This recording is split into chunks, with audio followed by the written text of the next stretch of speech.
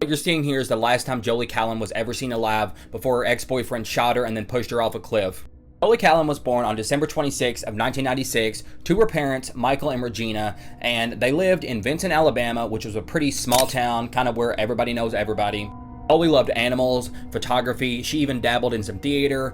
It's said that she was a good girl, she made good grades, she was pretty popular, she had lots of friends, and she loved to hang out with them. When Jolee gets in high school, she meets Lauren Bunner, who was 3 years older than her. The two hit it off, they become closer and closer, and then they start dating. Off the bat, it's going pretty good, and Jolee thinks maybe she's found a good one, but like a lot of good things, it soon turns bad, and the real Lauren comes out, the one who's super controlling and wants to dictate her every move, kind of who she can talk to and when she can talk to him. Jolee tried breaking up with him multiple times, but each time she'd break up with him, he'd threaten to off himself, so being the good person she was, she'd come back to him, let him back in, hoping things would get better and that he would change. 2015, she calls it off with Lauren, she's done with him, and this is also the same year she's graduating high school, and she's already starting to plan for college. Summer of that year, she's moved on to another guy, and her and Lauren are just friends now. She's made it very clear all that she can be is just friends with him, even though Lauren is pursuing her and still wants her. On August 29th, Lauren asked Jolee to go on a little one-day hiking trip with him and the dog that they share together from when they were in a relationship, and she agrees, but she's unaware that Lauren has been manipulating her into going on this trip the entire time.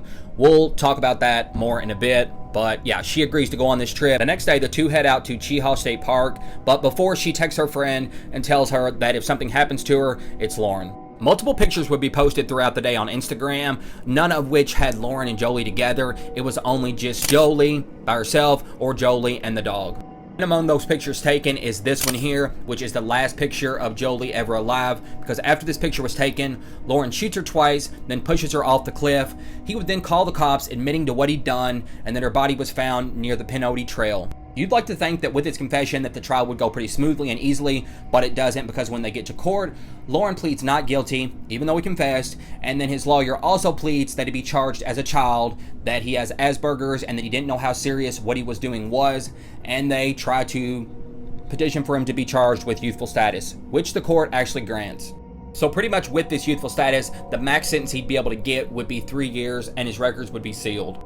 And also with this, he gets a $150,000 bail, and when you're paying your bail, you only need around 10% of it, meaning he only needed $15,000 to get out, which he easily pays, and then for the next 2 years, he's able to walk free.